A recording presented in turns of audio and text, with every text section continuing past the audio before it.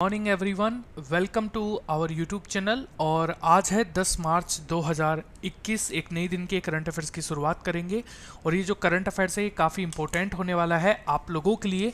आज हम वीडियो का जो लाइक का टारगेट है वो यहाँ पर रखने वाले हैं 150। कल तो मतलब आप लोगों ने गजब ही कर दिया। ठीक है दोस्तों, लाइक ज़रूर कीजिए वीडियो को। मैं आपको शेयर करने के लिए नहीं बोलता हूँ, बट लाइक तो कर ही सकते हैं। एक लाइक के बटन पर क्लिक करने में क्या आपका हर्ज होता है। तो 150 लाइक का टारगेट रखते हैं, कम से कम आज इसे पूरा करवा दीजिए। चलिए स्टार्ट करते हैं आज के आपके पहले क्वेश्चन के साथ। दूरसंचार विवाद निपटारे और अपीलीय नागरिक जो न्यायाधिकरण है यहाँ पर, इसके नए अध्यक्ष कौन बने हैं? तो ये डीएन पटेल जो है वो यहाँ पर बन गए हैं एवरीवन। किस राज्य की सरकार ने अम्मा और बहिनी योजना को शुरू किया है? सिक्किम। 6 क्रिकेट विश्व कप खेलने वाली दुनिया की पहली महिला क्रिकेटर कौन सी बन गई हैं? मिताली राज बन गई हैं। जन औषधि दिवस ये कब मनाया गया? 7 मार्च को मनाया गया। 6 मार्च 2022 को केंद्रीय औद्योगिक सुरक्षा बल ने अपना कौन सा स्थापना दिवस मनाया? 53वां। किस राज्य की सरकार ने युवाओं को कौशल प्रदान करने के लिए नान मधुल वन योजना की शुरुआत की? तमिलनाडु की सरकार ने। मरणोपरांत नारी शक्ति पुरस्कार 2022 किसे सम्मानित किया गया? ईला लोध को सम्मानित किया गया। The blue book A writers journal, इस बुक के लेखक कौन है?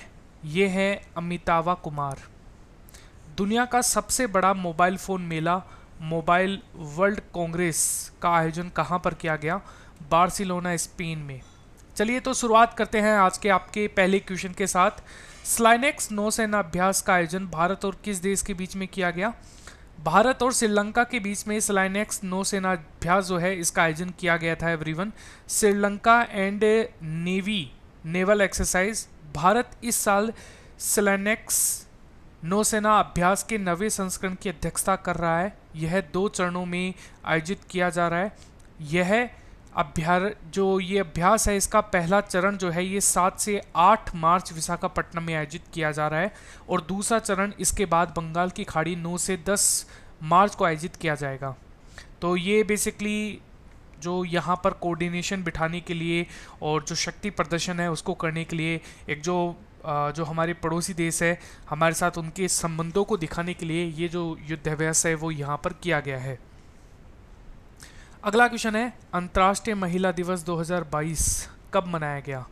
8 मार्च को मनाया गया। डी करेक्ट है। अंतर्राष्ट्रीय महिला दिवस महिलाओं की सामाजिक, आर्थिक, सांस्कृतिक और राजनीतिक उपलब्धियों को मान्यता देती है। पहला आधिकारिक अंतर्राष्ट्रीय महिला दिवस 1975 में मनाया गया था, जब इसे संयुक्त राष्ट्र यूएन द्वारा मान्यता दी गई थी। उद्देश्य अंतर्राष्ट्रीय महिला दिवस महिलाओं की सामाजिक, आर्थिक, सांस्कृतिक और राजनीतिक उपलब्धियों को पहचानने में मदद करता है।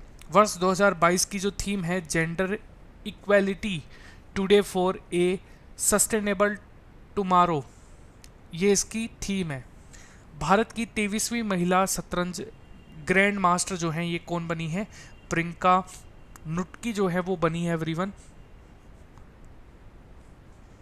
19 वर्षीय प्रियंका, इन्होंने एमपीएल की 47वीं राष्ट्रीय महिला शतरंज चैंपियनशिप में अपना अंतिम WGM मानदंड हासिल किया है। इसके साथ वह भारत की 23 वर्षीय महिला ग्रैंड मास्टर बन गई हैं।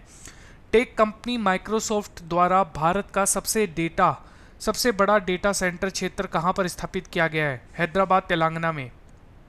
टेक कंपनी माइक्रोसॉफ्ट के द्वारा स्थापित हैदराबाद डेटा सेंटर भारत के सबसे बड़े डेटा केंद्रों में से एक होगा।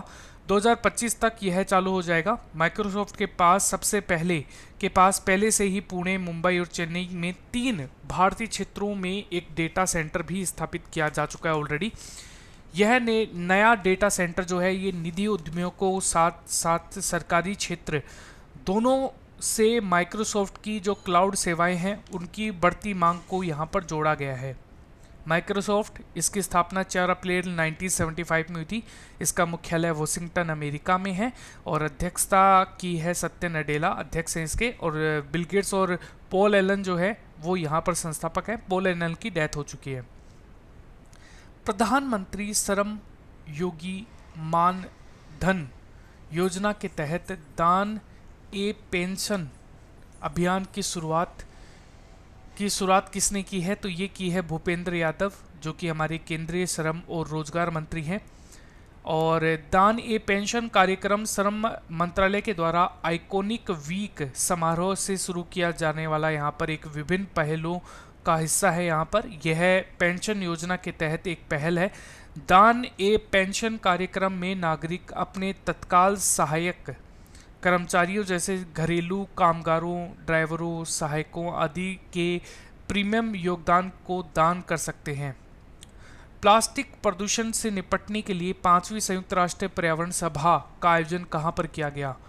नैरोबी में केन्या के अंदर इसका आयोजन किया गया। 5वीं संयुक्त राष्ट्र कार्य जो पर्यावरण सभा है, इसकी अध्यक्षता संयुक्त राष्ट्र पर्यावरण कार्यक्रम द्वारा की गई। उद्देश्य UNEA 5 का उद्देश्य हमारे जीवन के साथ साथ सामाजिक, आर्थिक, पर्यावरणीय स्थिरता में प्रकृति के महत्व पर बल देते हुए सतत विकास लक्ष्यों को प्राप्त करने के लिए यहाँ पर प्रकृति के लिए कार्यों को मजबूत करना है। भारत की तरफ से केंद्रीय पर्यावरण मंत्री भूपेंद्र यादव ने इस सभा में भाग लिया। महिलाओं के लिए समर्थ नाम से एक विशेष उद्यमिता प्रोत्साहन अभियान को किसने शुरू किया?